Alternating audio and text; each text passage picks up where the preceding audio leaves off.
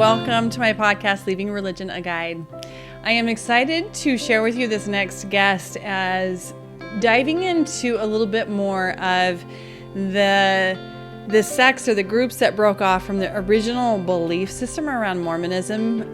There was a few things I wasn't aware of, so it's really interesting to have this conversation with my next guest. But before we dive in, I want to invite you, if you're feeling like you're in a place in your life to where you're looking for more guidance, for more ways of how to tap into your gifts, your abilities, with how to lean more into and learn more of what your genius is and how to get to where you're wanting to go. I'm going to invite you to step in and join my mastermind group that's starting November 27th. And this is a life elevated mastermind and will be the group that's coming together is quite powerful. So I'm really excited. And I priced this group really inexpensive because it feels like there's so many that know they have these gifts, they know how they have these abilities, they know they want to lean into their soul's purpose, but they're not quite sure how. So this group is really going to get you closer to where you're wanting to go and offer tools and different guest speakers to help give insight. And it's going to be powerful. So head to my website, amandajoyloveland.com/elevated mastermind to go get more information and to join this group today. Again, this starts November 27th, and I cannot wait to see you there. So without further ado, let's dive into my next interview that I had with Liz. Well, I am so excited to be sitting down with you today, Liz, and I am excited we had a mutual friend that had, not a friend, I mean, she's family to you, but a good friend of mine that said, you need to interview Liz. And so I know a little bit of your story, but I don't know much, but I know it's a really unique experience that you've gone through. And so I'm really excited to hear everything you've gone through. So thank you for joining me and thanks for saying yes. Yeah, I'm excited to be here. Thanks for the opportunity. Yeah, me too. So I don't even know quite where to dive into because I don't know what did you, I know you come from polygamy. Were you born into polygamy? Yeah. So to put it very generalized, I come from a kind of, if you want to put it loosely, polygamy royalty. So my grandfather was Rulin Allred, and he was the prophet of his specific church, the Apostolic United Brethren, from about the mid 1950s until he was murdered by a rival polygamist group, the LeBarons, in 1977. And so I was born into that group, and later from 2014 until my dad just passed away in October, he was the leader or the prophet of the AUB. So it kind of comes from both sides. My mom's maiden name is Allred, so Rulin Allred, and then I grew up being a Thompson. So I grew up in polygamy. That's all I knew as a child, and I loved it. I loved having tons of siblings. I loved having multiple moms. My mom and dad were really good at making it look amazing. And so I just it's the reality I lived in. It was the water that I swam in. And so I thought it was great and wonderful. And we were taught that it's very much in tandem with the mainstream LDS church. This AUB, their job, their main goal, at least while I was growing up, was to keep polygamy alive until Christ comes again. And then their jobs are to teach the mainstream LDS church how to live polygamy again. So we were kind of supposed to be waiting in the wings until Christ comes again. And then because we were keeping the celestial law, the higher law alive, doing that through living polygamy, then we would be able to teach that to the mainstream LDS. So I grew up going to public schools. I think a lot of people have misconceptions of polygamy, especially from the media. If they don't really dive into it, they assume the ones that kind of get the most attention is Warren Jeffs and the FLDS. And we were separate from them since the 1950s. We really have not been too associated with them. So I grew up going to public school, wearing regular clothes. We didn't have to dress anything weird. Our hair was normal. We very much blended into society. And that's a lot how the AUB is now. If anyone has ever watched Sister Wives with Cody Brown, they come from our group, and I am related to Christine Brown, the one that had just left him not too long ago, at least in this past season. I don't watch a lot of it because it's very similar to how I grew up. It's not really my cup of tea to watch. I bet. But that is the religion that I grew up in, and my older siblings know Cody Brown and the wives very well. They had grown up with them. Cody's been to our house, so I was quite happy in my childhood for a very long time. And when I was 16, I had an older sister who decided to join the mainstream LDS church, and I kind of followed her through that process. And the thing that was so interesting about it is, though I wanted to join at 16, I had to wait until I was 18, because when you're coming from a polygamist background, to go into the mainstream LDS church is actually takes a long time. It's a long process, and you have to go through a lot of steps. One of them being you need to meet with one of the 12 apostles. So it was kind of a fight to be able to join the mainstream LDS church, but I didn't have to escape. There was no huge drama. My dad was disappointed. My mom was sad, but that was about it. There wasn't any huge, I didn't get kicked out of the house. I didn't lose my family. They were still very loving. So that's kind of where I came from.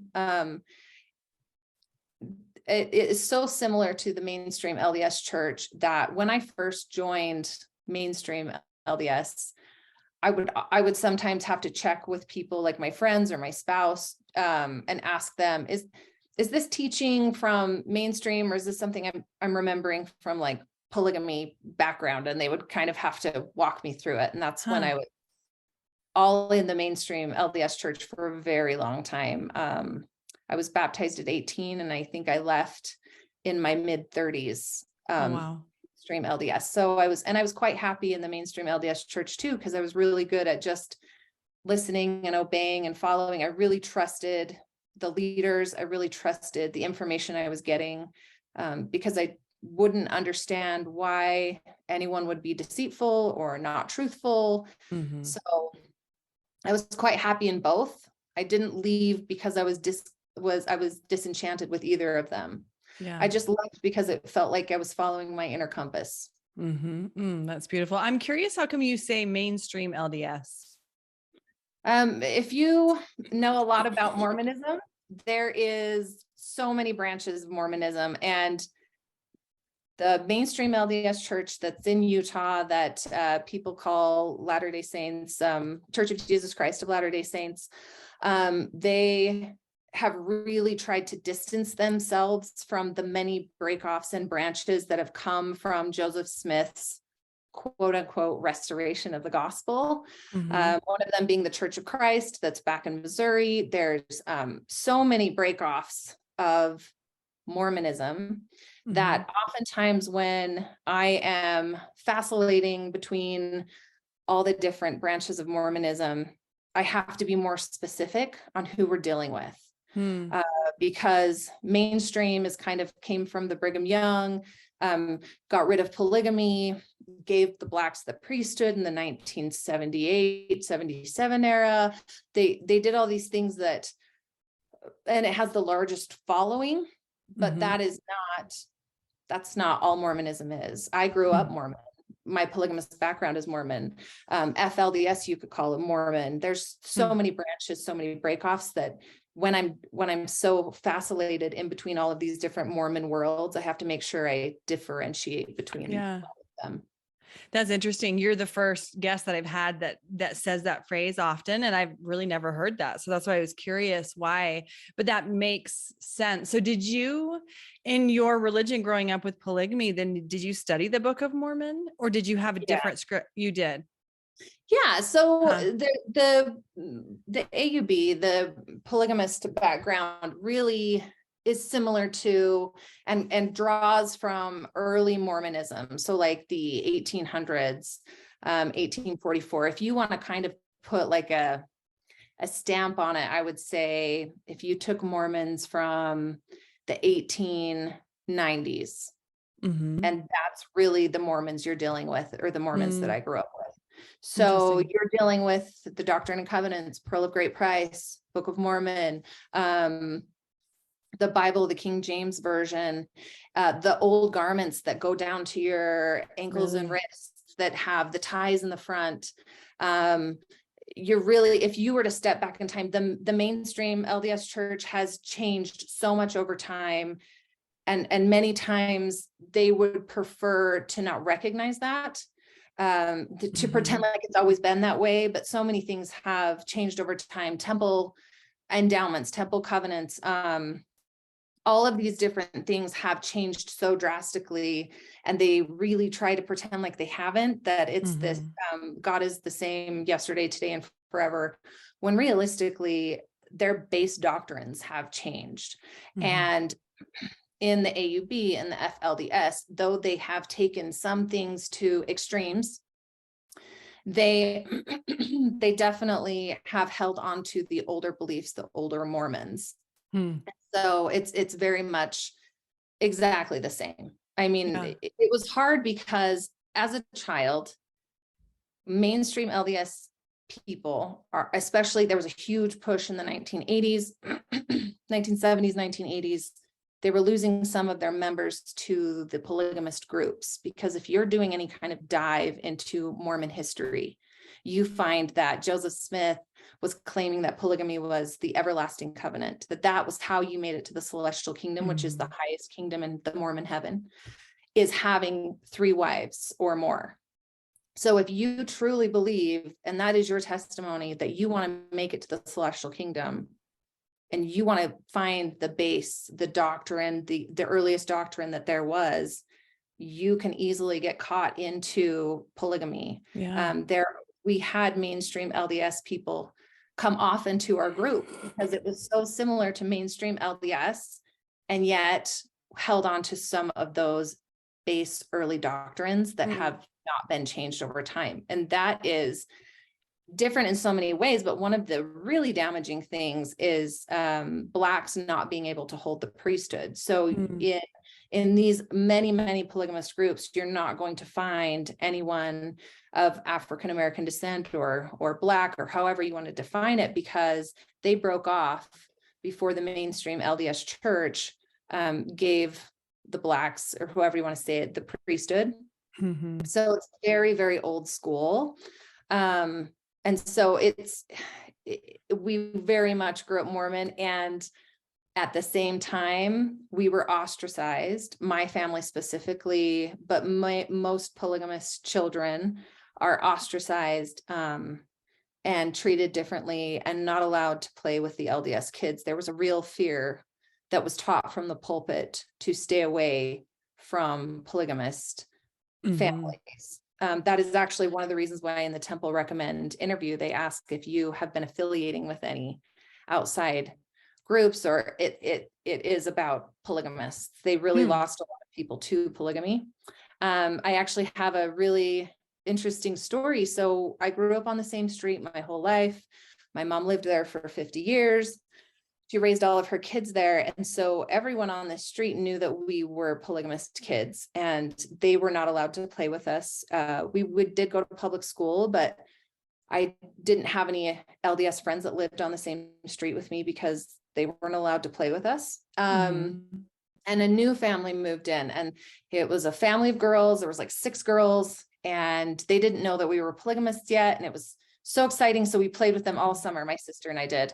And by the end of the summer, they kind of weren't around anymore. So I walked over to their house and asked if my friend Feline could play. And her mom came outside and said, we're not allowing the kids to play with you anymore.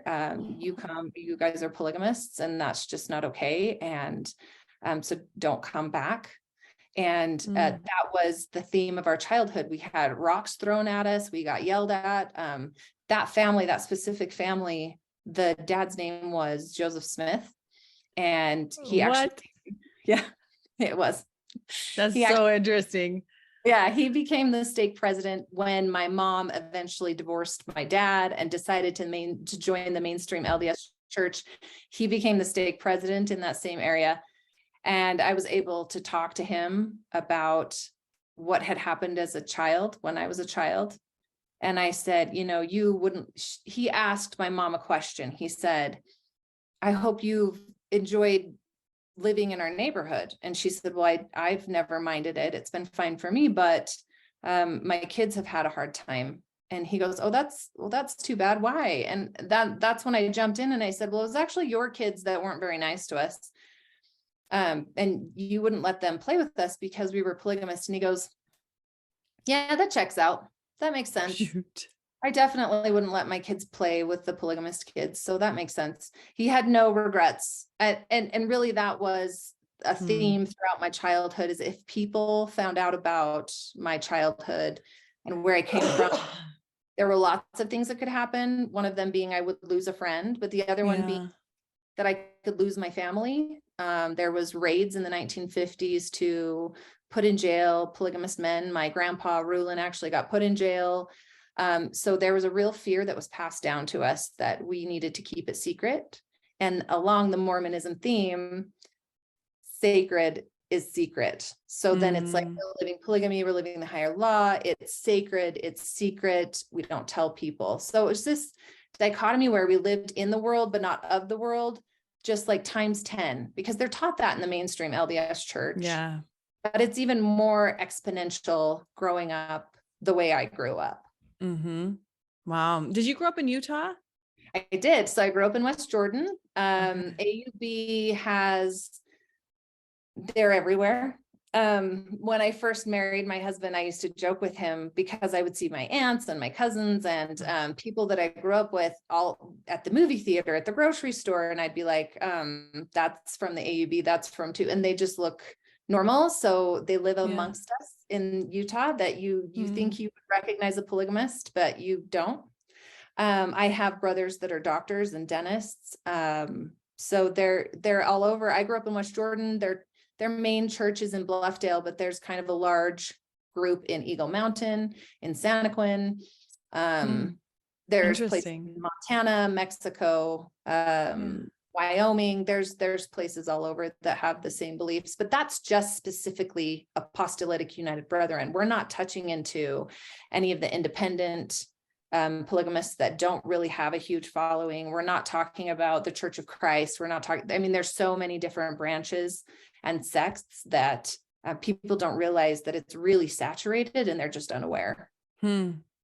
Really interesting. And it is fascinating to kind of dive into these pieces where I grew up in Utah and I knew about the polygamists, but we never really talked about it, at least not in the area that I grew up in, because it wasn't really in our faces, I guess. But it was always kind of that, oh, they have the old, that's not how we practice. That's the old mentality. That's not whatever. Right. And then of course, when you have the laws that come in that say you can't have more than one wife, and then now there's an actual, you're committing you can be put in jail for this. It's interesting, the unwinding of it. And then at the core of it, the fact that you were shunned as a child, like that makes me sad. I wonder if I would have behaved that way if I was the same mom, her. And I don't know, I may have. When you're in a religion, you're so narrow, like that narrow-mindedness, just so focused on the path of eternal salvation, and anything that comes into it, there is so much fear, which is super ironic because that's not unconditional love. That's not how Christ was. That's not, how God is. So it is super interesting. I'm curious with the doctrine, because there is such a deep-seated belief in the patriarchy and, having the priesthood. If they had the same beliefs as Mormons with the priesthood, and that's why men were the ones that had multiple wives, and what the mentality was there that was the everlasting, what did you call it? The everlasting covenant to actually get into the celestial kingdom. Can you share a little bit of what your knowledge is with that? Yeah, it's definitely patriarchy, and it really has to do with the temple covenants. And I mean, it's section 132. I think oftentimes when mainstream LDS people learn about section 132, they like to go, well, it's about temple covenants. That's how you have your celestial marriage. And it's part of it, but really 132 had to do with Joseph Smith justifying taking on more than one wife. And then that is what's going to bring him into the celestial kingdom. I mean, if you really dive into the early historical documents, historical information about early church, if you're getting all of your information from mainstream LDS, they are covering those things up because it's an embarrassment, and they want to say that was just a small section. I mean, if you think back, did you even know that Joseph Smith had multiple wives until probably the last 10 years? Like, I think I always knew that. Yeah. But it was something that wasn't really talked about. No, it wasn't. And when I got married, my husband didn't know that. They're not teaching that in Sunday school and mainstream LDS. But it follows right along the lines of patriarchy and the priesthood. And that the more wives you have, the higher, and they're in their frame, the woman is helping the man get to the celestial kingdom, and they have to do it together. But really, it's the man that holds all the power. I mean, they teach that priesthood power binds what is in heaven here on earth, or what's here on earth in heaven. So you really have the power of God here on earth. That's what the priesthood power is. So if they're sealing you with the priesthood power here, then that's going to transfer up into heaven, and you're being sealed up in heaven. If you don't have the priesthood power, then yeah, you can get married here, but that doesn't mean you're going to be married in the heavens. That's kind of one of the selling points of the LDS church, is that if you get married here in our church, then you'll be guaranteed to be married in heaven. You get to be with your family forever. So, but that comes through the male line, that comes through the patriarchy, and women are, especially now, not able to do that, and not really having those privileges, those priesthood powers. And it's very much delve into patriarchy. When I was very young, I did ask my mom and dad. I mean, I remember sitting at the kitchen table and asking, well, if dad can have lots of wives, then I can have lots of husbands, right? And it was obviously very shut down very quickly, because it only goes one way. Priesthood only goes one way. And you could say it could come from like the culture of the 1800s. I think that definitely put a big role in why it turned out the way it did. I mean, women for so long have been suppressed and taken advantage of, and really been identified as less than a full human. Like, yes, you're human, but not like you really can't have all the roles and responsibilities. I'll do that for you. You're here to be a helpmeet.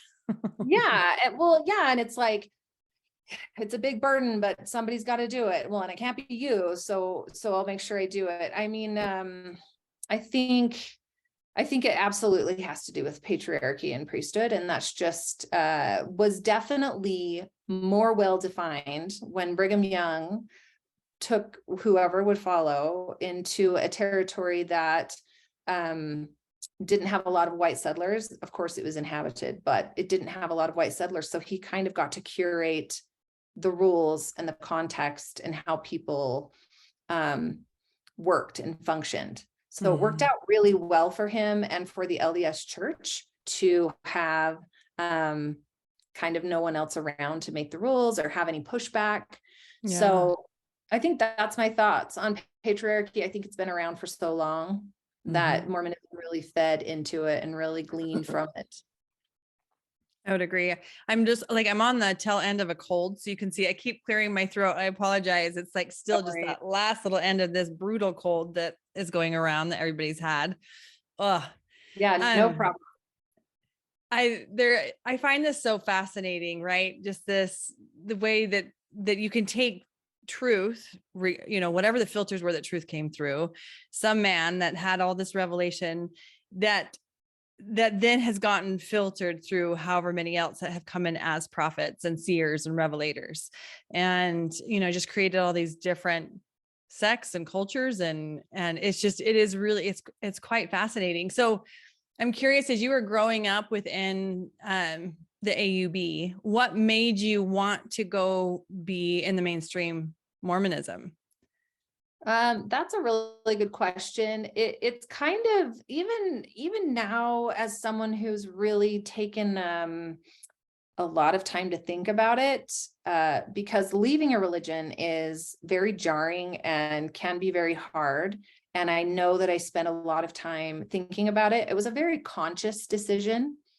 And when I was in mainstream LDS, so from ages 18 on until a few years ago, I would describe it as, I was already questioning it a little bit. So I'd been sitting in a Sunday meeting in my polygamist church, and my uncle was the prophet at the time.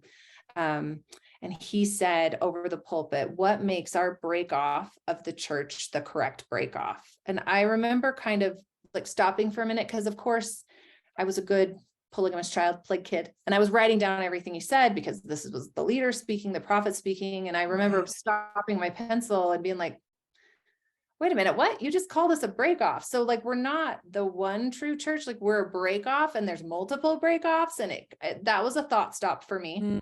Yeah. That's really what made me go, wait a minute, I thought we were like the one true church. Like I thought we had the truth. Like I had been taught that I was not only Mormon, I was like a better Mormon than like other Mormons, because we were living this great way. So I wrote it down. And then my sister, who had decided to already join the church, she found it and asked me about it. She said, "Hey, I saw that you wrote down here that you don't know if you're confused about it being a breakoff. And I just want to bear my testimony to you that I know that the Church of Jesus Christ of Latter-day Saints is the true church." And that all these, I mean, she bore her testimony to me. And I described it, if I could put it in the context of when I was in mainstream LDS, as like a light switch flipping on. And all of a sudden I could see the room, and I could see all of this potential. I could see all these things that weren't there before. Now looking back on it, I think it gave me a sense of community, a sense of, I don't like secrecy. I don't like shame. I think it's just something from like the core of who I am. And knowing that if I joined the mainstream LDS church, I no longer had to live in secrecy. I didn't have to hide who I was. I would be accepted in the mainstream community. I would be accepted out in the world. And my children wouldn't have to go through, my potential children wouldn't have to go through the ostracization, the demoralization, the embarrassment, what I went through. It was like a way to finally be out and open and have no secrecy. And that's kind of why I think I drew to the mainstream LDS church. And it was hard. It wasn't. My dad was very disappointed. He told me I was choosing the lesser light. He had me read all these books about polygamy. He was very disappointed in me. He would come over every Sunday. So just really fast background, I had 5 moms. And so we all had 5 different houses. So he would come over every 5th day to spend the night. But he, after I decided to join mainstream LDS, finally came over every single Sunday just so he could preach to me about how I was choosing the lesser light and the lesser gospel, and that I was so privileged to be born in the time and the place and in the family that I was born in. Like I must have been like elect. And who doesn't love to hear that they're special and elect? Right. God loves them the most and all the things. So he was very disappointed and sad. My mom, at this point, I'm 9 of 10, was I'd say disenchanted with polygamy. I think that she was kind of wearing thin. So she was okay with me joining the LDS church. Like she wouldn't go outright and say it, but she was okay with it. So I kind of had to ostracize my dad, and that was hard. But the inner compass, where it was telling me to go, was unmistakable. And I kept checking in with myself, like, are you sure this is going to change your family dynamic? This is going to change who you're going to marry. This is going to change who you interact with. This is going to change. I knew at that moment that I was changing the trajectory of my life. I knew that at 16. And I kept checking, am I okay with that? Is this where I want to go? And I knew that it was. So I had an amazing group of friends in high school. I think that really helped. I had learned from elementary to lie about being LDS. I just started lying and telling everyone I was LDS, because then I finally got to talk about scriptures and Book of Mormon things. And I had all the Mormon language. I had all the Mormon culture. And so if I would lie, then I could just live and have friends that I had similarities with. Yeah. So by then everyone thought I was already Mormon anyway. So I'd already have LDS friends. I just, this huge group of friends, and they were amazing and kind. And I knew that they would support me if I chose to get baptized. And so I really had this huge sense of community that I really thrived in. A lot of love was happening in that group of friends that made it very easy for me to be able to join the church in that aspect. So that's why I decided to leave and join the mainstream LDS church. And I never looked back. Like, I never once regretted my decision from leaving polygamy into the mainstream LDS church. So you said you were 9 of 10. So you had 10 siblings from the same mom and dad, but then how many step siblings did you have? Half siblings are 36. Wow.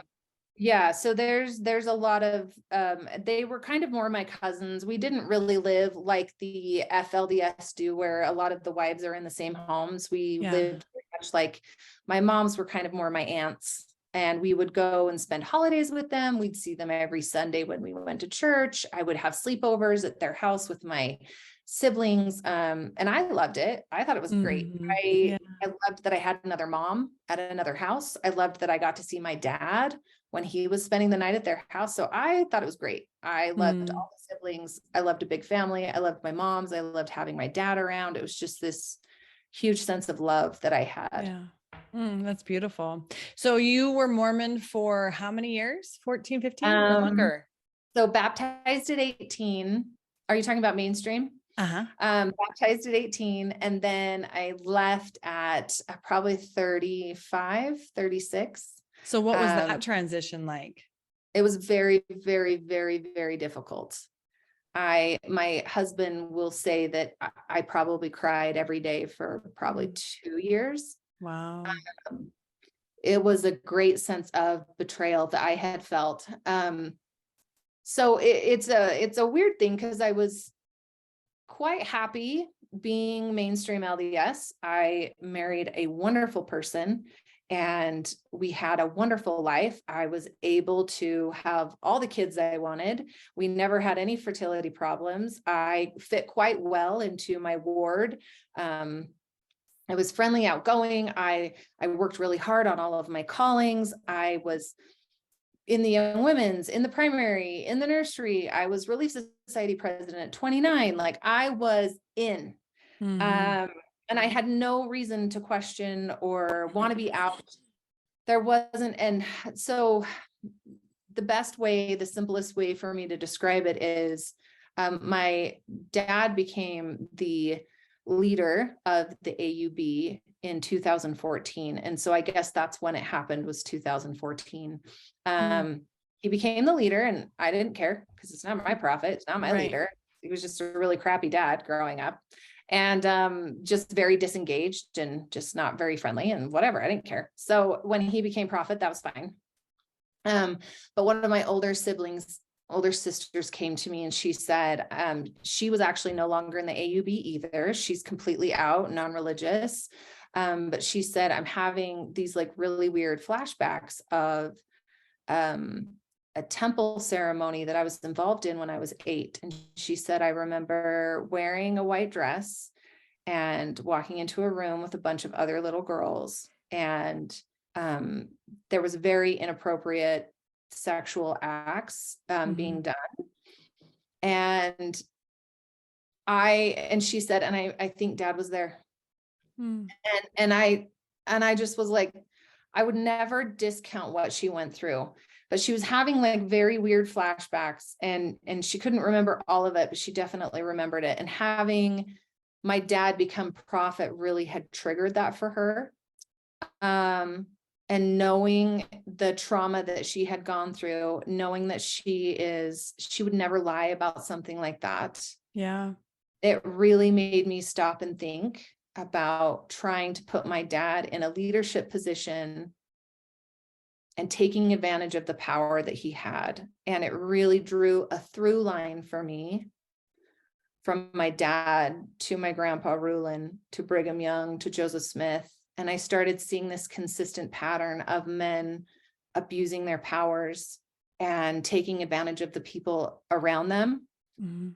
And I couldn't deny any longer that my dad is not any better than Joseph Smith. And it really jarred me, and I couldn't go to the temple anymore. And the temple used to give me such comfort and calm. So I was in the stake primary at the time. And so I knew the stake president pretty well. And I could tell that I was starting to, every time I saw the temple or heard about the temple, I would start getting this really visceral reaction, just very upset over what my sister had gone through. And so I went to him. I'd been crying for weeks, and I went to him with my husband, of course, because he's the priesthood holder. Right. And I said, I've had this incident happen that my sister told me about. It's making it really hard for me to want to go to the temple. And I'm crying at him. And he turns to my husband and he said, what should we do? And my husband was like, that's why we're here, because you have dominion over the stake. That's why we're coming to talk to you. And he goes, well, you should probably just go to the temple and sit in the parking lot until you feel better about it. And that was another thought stop. I thought, wow, that's what your advice is. That's okay. So I thought, you know what? I'm going to have to figure this out on my own. I'm going to have to figure out how to get over this on my own, because this man who claims to know to get revelation for his stake clearly does not have revelation for me. Yeah. So I went home and I really just did a big deep dive. I did a big deep dive on Joseph Smith, on church history, on all of these different aspects of Mormonism. And then I saw all the problems that were there before that I was just unable to see before.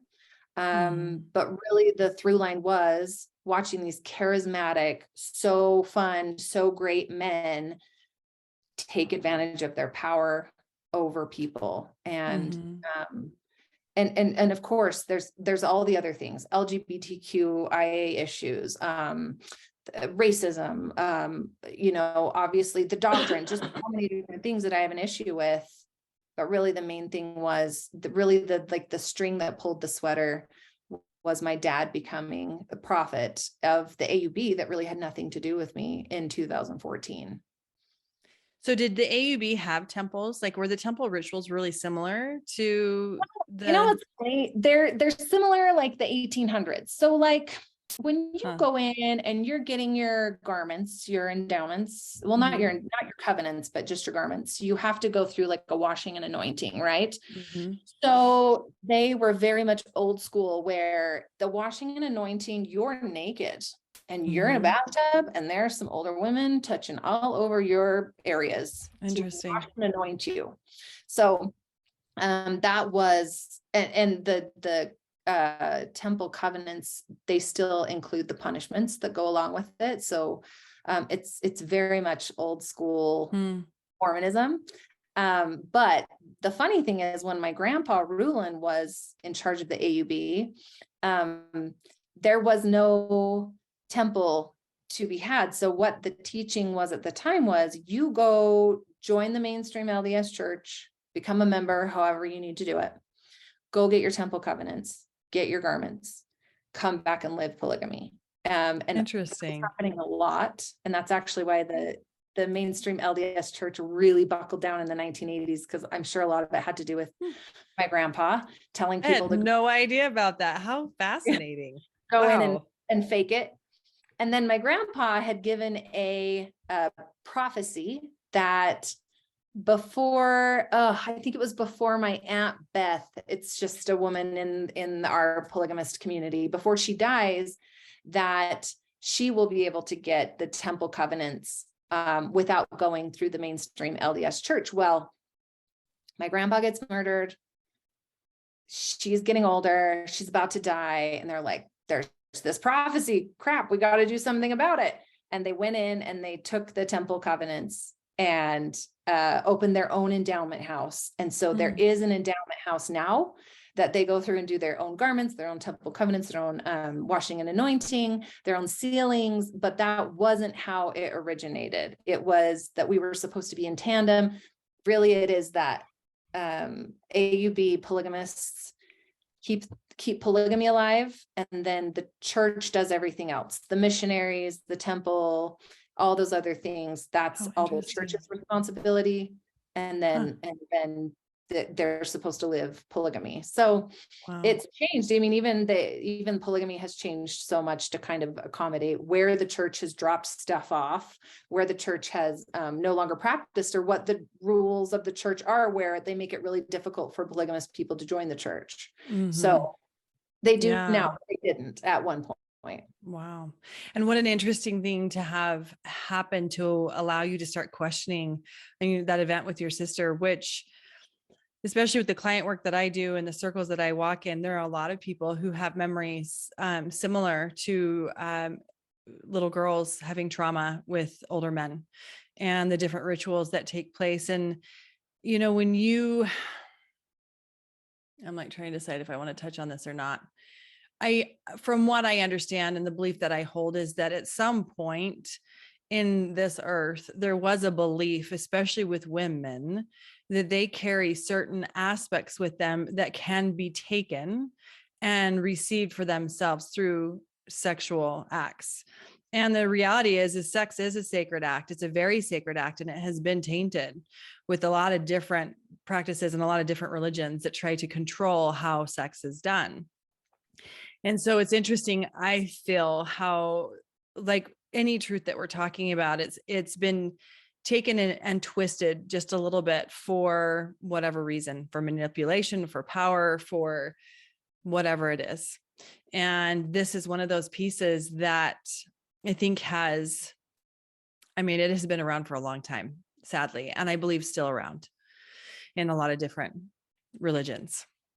And anyway, my heart goes out to you and your sister. Like, I'm sure that had to be a hard thing for her to reconcile, and probably beautiful as well to have that memory come up and move through that process. Yeah. She has expressed to me that she feels bad that it has changed my life so much. And I tell her often how grateful I am. I am so grateful that not only am I able to see more clearly, but that I'm able to change my children's lives in a better way also. It's been, if you want to put in a Mormon context, a true blessing in my life that she felt like she could share that with me, and that I could change my children's lives and my life too. So I am so grateful that she talked to me about it. Absolutely. And I feel like this imbalance of, I hate to use the word power, but that's the only word that's coming through. This imbalance of power between the masculine and the feminine is coming more into balance. And just like with your experience, with what you're sharing, what your sister's sharing, of that recognition, and then making a different choice of, hey, this isn't okay. And I'm not choosing to be a part of a religion that secretly condones this. And yeah, I don't know, that one's a tough one. It's a really tough one. Yeah. So since you have stepped out of the Mormon religion, how has your life been since? Do you have a connection to spirituality? Like how long has it been now since that you've stepped out? It's been about, 2014, what is that, 8 years now? So it's been about 8 years. I'd have to say, I don't know if I've ever necessarily lost my spirituality. I just dropped all the construct and predetermined definitions of what it was. Mm-hmm. And So that's been the journey that I've constantly been on, is deciding whether other people's definitions of what spirituality is fits with me, and whether I'm okay with that. And I feel, and I've always felt, it's a responsibility for me as a mother to teach my children those same skills. And so I've really gone the extra mile to, hopefully my kids will catch on, teaching to follow their inner compass and recognize when things don't feel right or when they do, and to kind of follow that, and then let go of all the shame and the guilt that was never sat well with me. And definitely since I've been outside of the church, have seen the damage that shame and guilt and secrecy does to a society, to a family, to me, to my children. So that's something that I actively try to help my children recognize, and then not let that be in control. So name it to tame it, talk about what's hard. We have hard conversations all the time. I think that that has been beautiful for me and for my family. There's no topic that is off that we can't talk about. There's nothing that I'm not going to touch on because it could make me uncomfortable or them uncomfortable. And I think that's been beautiful and very fulfilling in our lives and in our family's life, is just being able to talk about whatever is presented in front of us, and being aware, being present, and being willing to explore and sit with it, sit with the emotions, sit with the experience, and be present and in it. Then I have felt like it has helped me live a life with no regrets. One of the biggest life-changing things that it hit me right at the right time in my life was the Secular Buddhist podcast with Noah Rasheta. He had this, I ate it up because he's in a mixed faith marriage. I was worried I was going to be in mixed faith marriage because I didn't know where my husband stood. And now I'm ruining our celestial family. Now it's like my kids are going to look at me differently. They're not going to think I'm this wonderful mom, that my husband could divorce me. I could lose all of my family.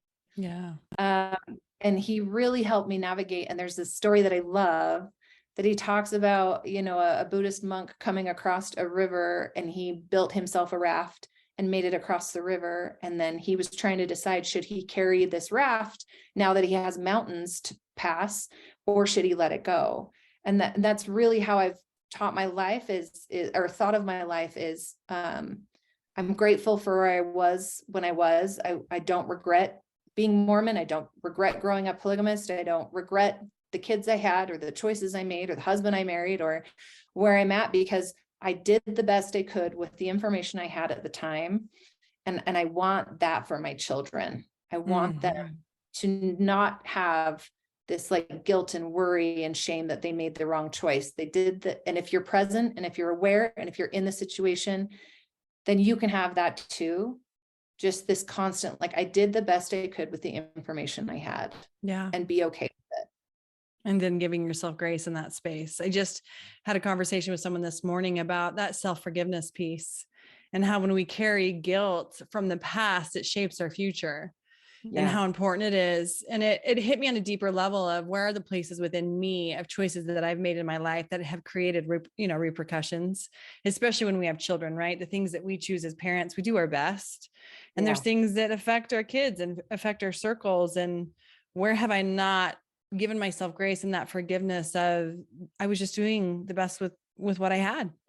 And I think that's something for all of us to really sit with and kind of take inventory of, where are the places I'm still carrying guilt for the choices that I've made, or for the choices that I did make, especially when you step outside of religion. We usually often carry like that anger, or that disgust, or that, how could I have chosen that? And it's like, well, of course you chose that. And it was really beautiful for a time.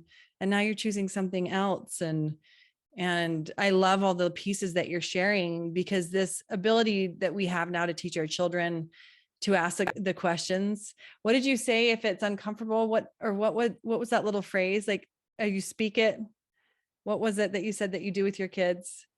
I just to follow their inner compass. And you said something else with, like, if you feel it, speak it, or something with the discomfort. I didn't write it down. Sit with the discomfort, sit in the situation, sit in the emotion, Yeah. and be present in it. Mm-hmm. Because I don't remember what I said. I don't but remember either. I'll have to go back and I'll put it in the show notes, but yeah. I loved what you said. And I love that you're having that open communication. And usually towards the end of my podcast, I wish we had like another hour to just dive into some of this, because it's so fun to chat with you as far as your knowledge and the experience that you've had, because I find it really interesting.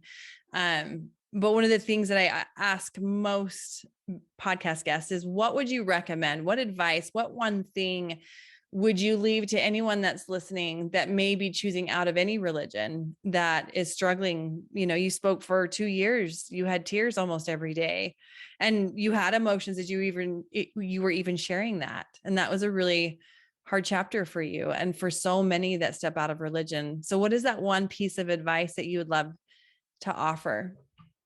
That it's okay to be scared. Yeah. I think religion gives us a sense of comfort, mm-hmm. And joy in that comfort and living within the box that the religion has created. But to remember that the religion has also created the sickness, that you wouldn't need their salvation if you didn't have their religion. Yep. And that it's okay to be scared, and this new feeling of uncomfortableness is okay, and you will get to the other side and you will figure it out. It's that it's like, what if I'm always going to sit in this scared, worried place? And you won't, but you don't know that sitting in it. You just can't see it. And so it's beautiful, and it's so fulfilling on the other side. Mm-hmm. I would agree with that. Oh, beautiful. Is there anything else you feel like you would love to share? No, not at this time. Just thank you so much for this opportunity. It's been wonderful talking to you. Thank you. It's like I said, I wish I had another hour, but I'm being cautious of both of our times, because I know we have a few things coming up, but I would love to sit with you with another hour, because one of the pieces that's coming through, and I mentioned this to you before we even started recording, there's a sacred feminine piece that taps in with all religion that has been suppressed for so long. And it's not, anyway, I guess I'm just going to leave it there. You and I are going to have a little conversation after this, but just to the listeners, the women that have felt suppressed, when we're talking about, there was a reason for decisions that we've all made at certain times in our life. It's the same thing with the patriarchy and the men that did create and start this religion for whatever reasons. They were probably doing the best with what they had at the time, even if it looks and feels and whatever it is, we have judgment around it. And now we all get to make a different choice, and we get to activate parts of us that have been suppressed for a long, long time. And that is exciting to me. And that is also not at the detriment of men. It's just bringing more balance into both the masculine and the feminine. Yeah, there's room at the table for both. And that's what I think oftentimes some men can forget, is that there's room enough for all of us. There's enough room. It's okay to share the space. Yeah, absolutely. Well, beautiful. Well, thanks again, Liz. I really, really enjoyed this, and I appreciate your time. Yes, thanks again. I really enjoyed it. Wasn't that a powerful and really interesting and insightful interview? I really appreciated a lot of the things that she shared, and a lot of pieces of the wisdom that she gained, and just how she's assisting her kids in having a different experience. If you, again, are looking to really lean in more to your genius, have tools to support you, a network of people that are like-minded, I invite you to step into my mastermind group that's starting November 27th. Head to my website, amandajoyloveland.com/elevated mastermind to join today. And remember, my friends, you are not alone. We are all in this together. And the more we lean into our genius and awaken to who we are and who we've always been, we will allow for remembrance to happen and an unlocking of these pieces within us that we didn't even know were there. And then life gets to be full of the question of what is possible, instead of what all these things happening to me. It's what is possible. What do I get to create? What do you want to create? So with all of that, sending you all so much love. If you feel the call to be a guest on my podcast, head to either message me on my social media pages or head to my website, go to the podcast tab, and you'll see where to apply to be a guest. Sending you all so much love. Have a beautiful day.